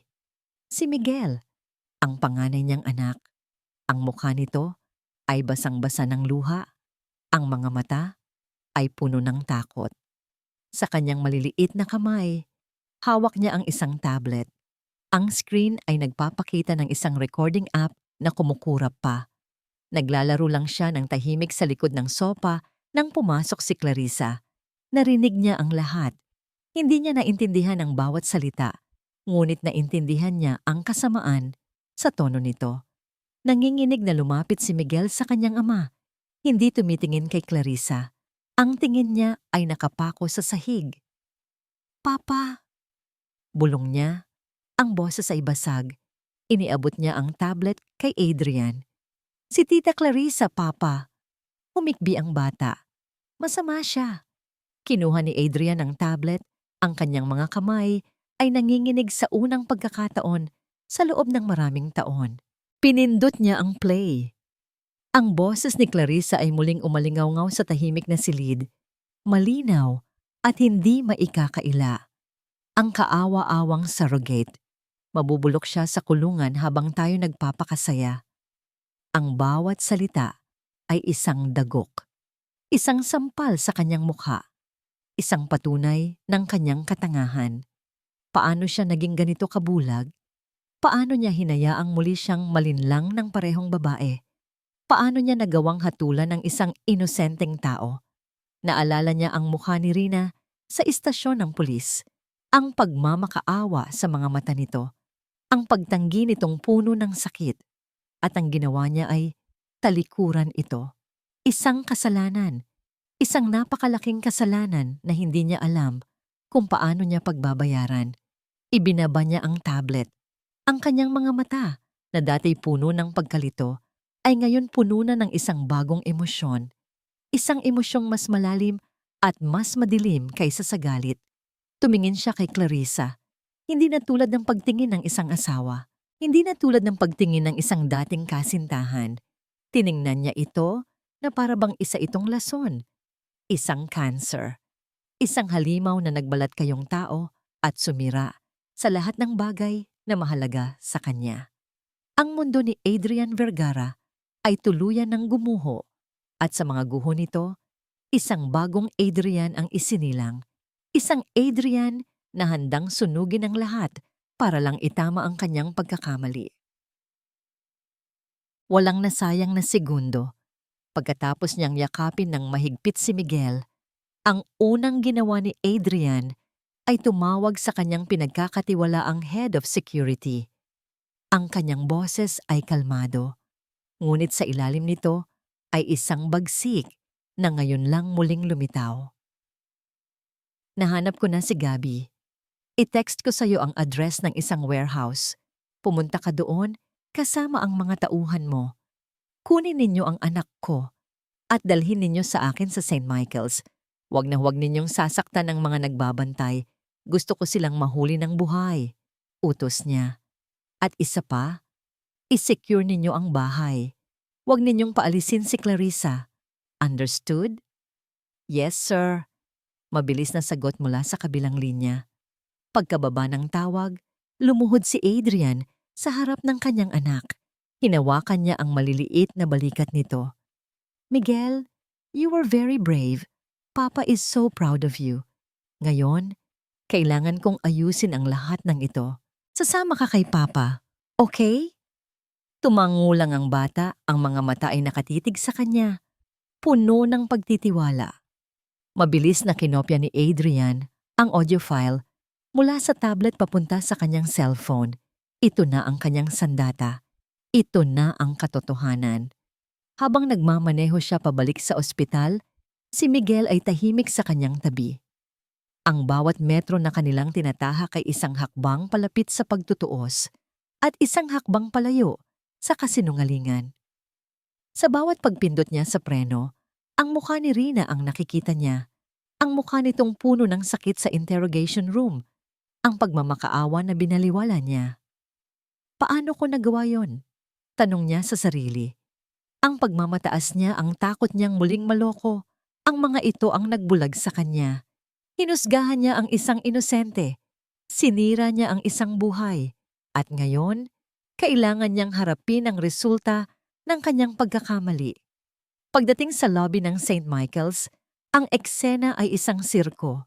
Ang mga mamamahayag ay nagkukumpulan. Ang mga kamera ay kumikislap. Sa gitna ng lahat, malapit sa entrance ng conference room, naroon si Clarissa, umiiyak, nagpapa-interview. Hindi ko alam kung anong klaseng halimaw ang kayang gumawa nito sa isang bata. Humihikbing sabi ni Clarissa sa isang reporter.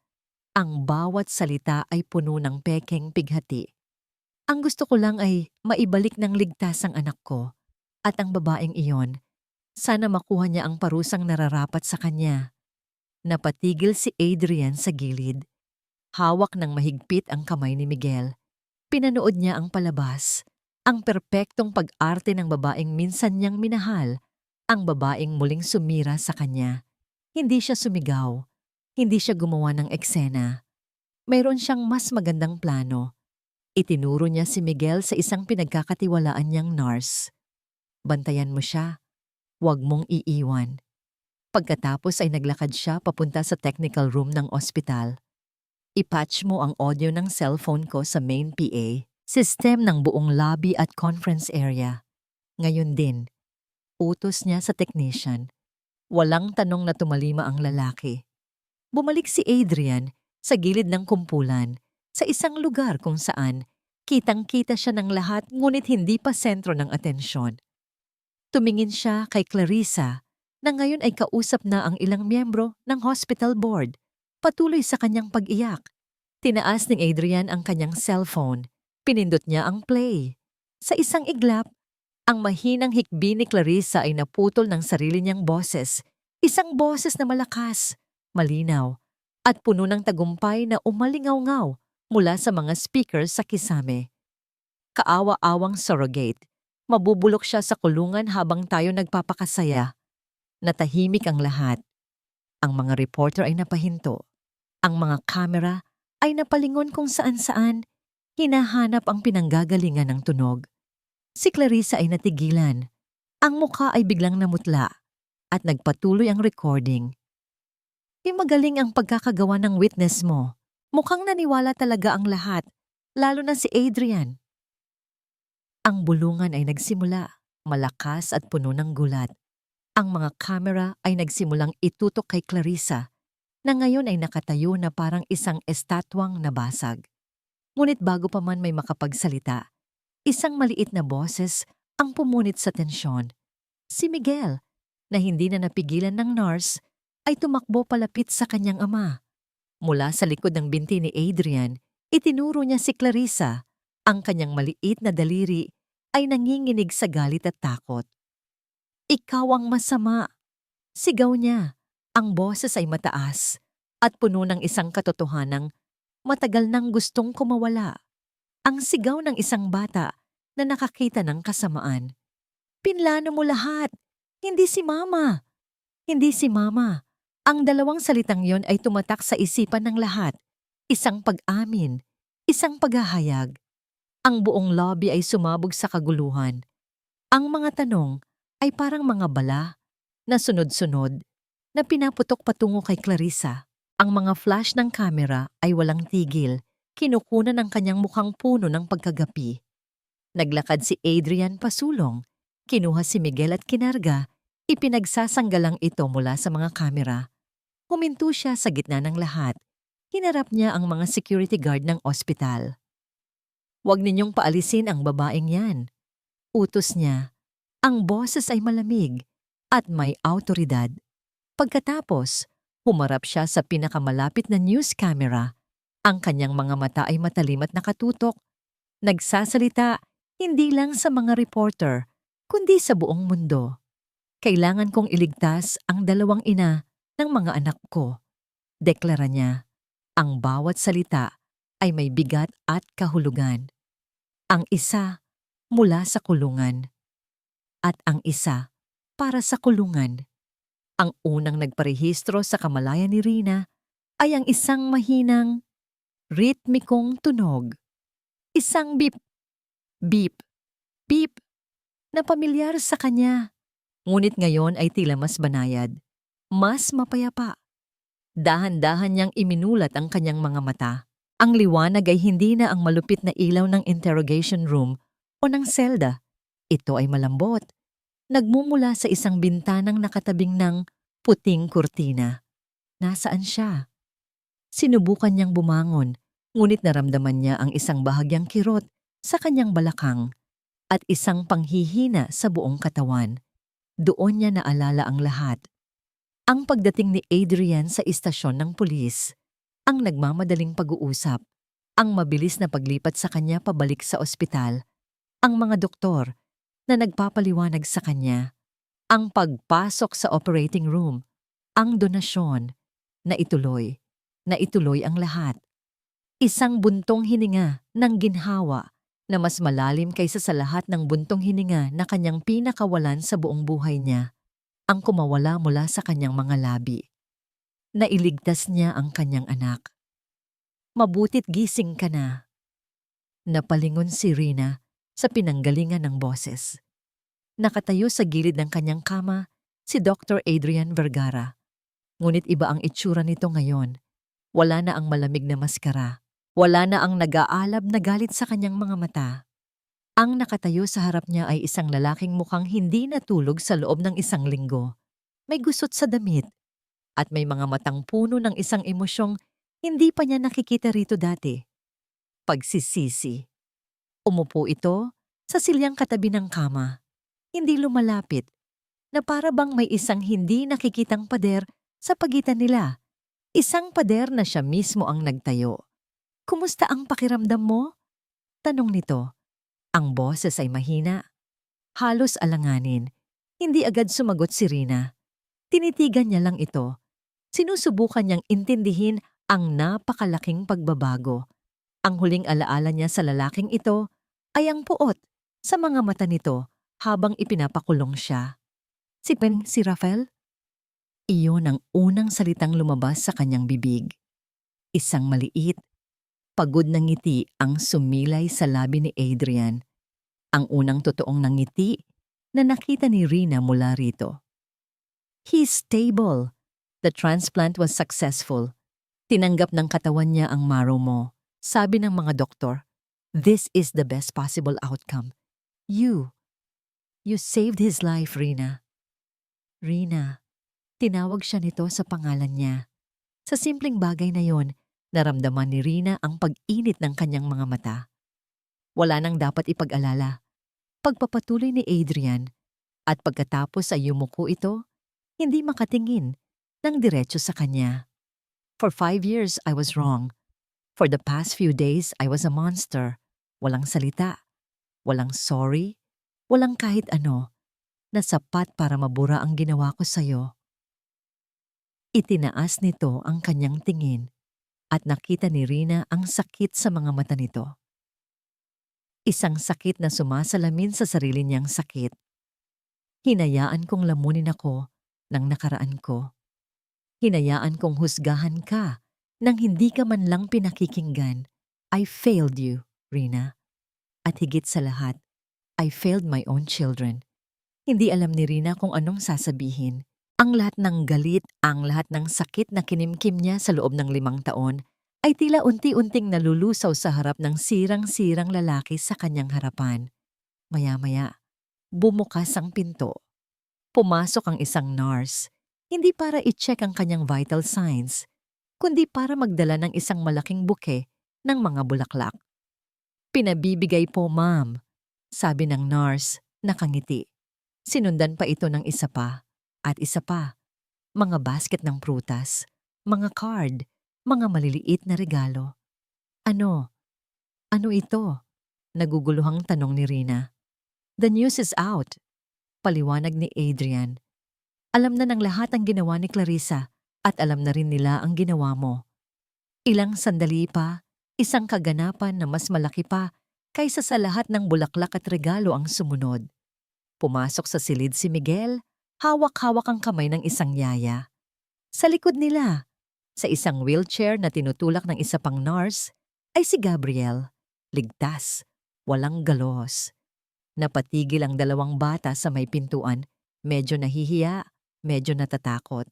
Hindi nila kilala ang babaeng nakahiga sa kama. Ang alam lang nila ay ang sinabi sa kanila ng kanilang ama.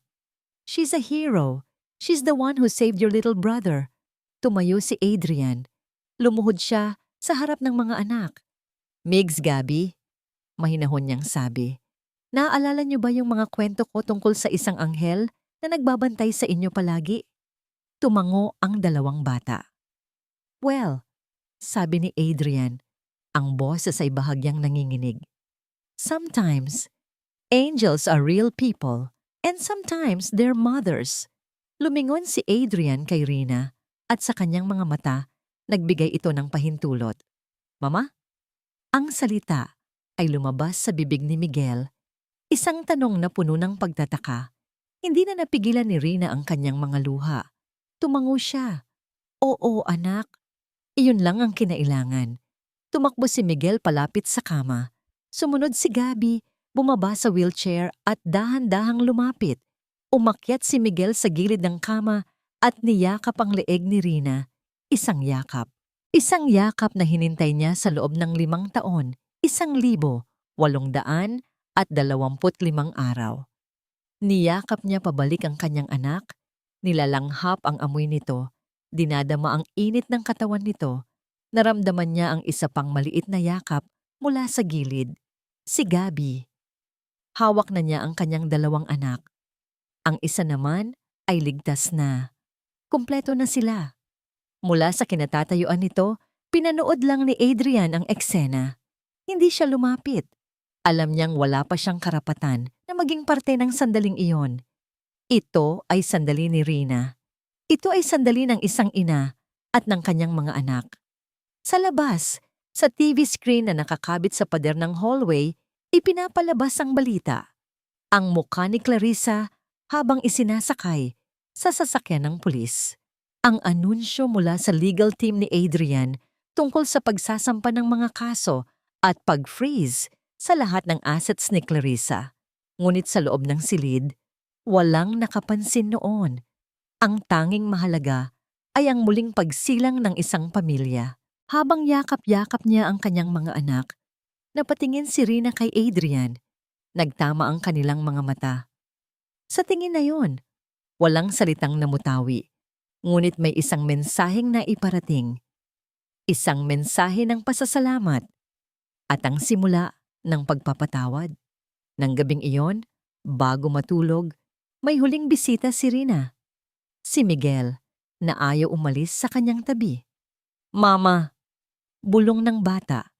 Ang ulo ay nakasandal sa kanyang balikat. Huwag mo na kaming iwan, Mama. Hinaplos ni Rina ang buhok ng kanyang anak. Hinding-hindi na, anak. Ipinangako niya, hindi lang sa bata, kundi sa sarili niya. Hinding-hindi na. Ilang buwan na ang lumipas. Ang amoy ng ospital ay napalitan na ng amoy ng bagong lutong kanin sa umaga, ng mga cryola at ng damong bagong diligan sa hardin. Ang buhay ni Rina ay hindi na umiikot sa pagmamasid mula sa malayo. Ang buhay niya ngayon ay ang paggising na katabi ang humihilik na si Gabby, ang paghahanda ng baon para kay Miguel, at ang pag-upo sa tabi ni Rafael habang unti-unti itong lumalakas sa bawat araw na dumaraan. Tumira sila sa isang bagong bahay, hindi sa malaking mansyon na puno ng masasamang alaala, kundi sa isang mas maliit, mas komportableng tahanan na pinili ni Adrian. Isang bahay na may malaking hardin kung saan pwedeng magtakbuhan ang mga bata. Ang paghihilom ay hindi madali. May mga gabing nagigising si Rina na humihingal, binabangungot sa mga rehas ng selda o sa malamig na titig ni Adrian. May mga araw na nararamdaman pa rin niya ang tingin ng panghuhusga mula sa ibang tao, kahit na siya na ngayon ang bayaning ina sa mata ng publiko. Ngunit sa tuwing nangyayari iyon, may isang maliit na kamay na hahawak sa kanya o isang tanong mula kay Miguel tungkol sa kanyang assignment o isang ngangiti mula kay Rafael na nagsasabing sulit ang lahat. Ang kanyang paghihiganti kay Clarissa ay hindi ang pagkakakulong nito. Ang paghihiganti niya ay ang bawat halakhak ng kanyang mga anak. Ang bawat gabi na nakakatulog siyang alam na ligtas sila. Ang kanyang paghihiganti ay ang kanyang kaligayahan. Ang pagiging doktor ay madali. Ang pagdiagnose ng sakit, paggawa ng TC, pagsunod sa protocol, lahat iyon ay may sinusunod na luhika. Ang pagiging ama at ang pagsubok na maging isang tunay na partner, iyon ang mahirap. Natutunan ni Adrian na ang pag-ibig ay hindi isang kontrata. Hindi ito isang transaksyon. Ito ay isang araw-araw na pagpili. Pinili niyang maging ang unang gumising para magtimpla ng gatas ng mga bata. Pinili niyang umuwi ng maaga mula sa ospital para lang makahabol sa pagkukwento bago sila matulog. Pinili niyang matutunang magluto ng sinangag, kahit na mas madalas pa itong sunog kaysa sa hindi. Ang pinakamahirap na pinili niyang gawin araw-araw ay ang subukang makuha muli ang tiwala ni Rina. Hindi siya nagmamadali. Hindi siya nanunumbat, hindi siya humihingi. Sa halip ipinapakita niya. Isang hapon, habang nagpapagaling pa si Rina mula sa operasyon, nahirapan itong kumain ng sopas dahil sa kirot. Walang salitang kinuha ni Adrian ang kutsara at dahan-dahan siyang sinubuan. Tinitiis ang awkwardness, tinitiis ang hiya, dahil iyon ang kailangan niyang gawin. Sa isa pang pagkakataon, nakita niyang nakatulala si Rina sa bintana. Ang mga mata ay malayo. Alam niyang inaalala na naman nito ang nakaraan. Hindi siya nagsalita. Umupo lang siya sa di kalayuan. Ipinaparamdam na naroon siya. Isang tahimik na presensya na hindi na muling mang-iiwan. Isang maaraw na Sabado ng hapon. Nasa hardin silang lahat. Tinuturuan ni Rina sina Miguel at Gabby na mag-drawing sa isang malaking art paper, habang si Rafael naman ay masayang nakaupo sa isang playmat sa damuhan. Pinapanood sila. Lumabas si Adrian mula sa loob ng bahay. May dalang isang pitzel ng juice at mga baso. Umupo siya sa damuhan, medyo malayo sa kanila. Hindi para mang-istorbo, kundi para lang maging parte ng eksena. Pinanood niya sila, ang pamilya niya, ang pamilyang muntik na niyang wasakin dahil sa sarili niyang pagiging duwag. "Papa, come here!" Tawag ni Gabby. "Look, I drew a picture of you." Ngumiti si Adrian at lumapit. Ipinakita ni Gabby ang isang drawing ng isang malaking stick figure na may hawak na stethoscope. Sa tabi nito ay isang babae at 3 maliliit na stick figures. "That's beautiful, princess," sabi niya. Ginugulo ang buhok ng anak. Napansin ni Rina ang pagtingin ni Adrian sa kanya. Isang tingin na puno ng mga salitang hindi nito masabi. Ngumiti siya pabalik. Isang maliit, totoong nangiti. Nang hapon na yon, habang nagliligpit sila ng mga gamit, at ang mga bata ay pumasok na sa loob para manood ng cartoons, na iwan silang dalawa sa hardin. Ang papalubog na araw ay nagbibigay ng isang ginintuang kulay sa lahat. "Rina," panimula ni Adrian, ang boses ay mahina. Alam kong marami pa tayong kailangang ayusin at alam kong hindi sapat ang lahat ng ginagawa ko para mabura ang nakaraan." Tumayo si Rina sa kanyang tabi, nakatingin din sa papalubog na araw. Hindi na yon mabubura, Adrian. Magiging parte na yon ng kung sino tayo. May katahimikang namagitan sa kanila. Hindi isang awkward na katahimikan, kundi isang katahimikang puno ng pag-unawa. Dahan-dahan, halos nanginginig, iniabot ni Adrian ang kanyang kamay. Hindi para hawakan si Rina, kundi para lang ilahad ito sa pagitan nila. Isang alok. Isang tanong na walang salita. Tumingin si Rina sa kamay nito. Pagkatapos ay sa mukha nito.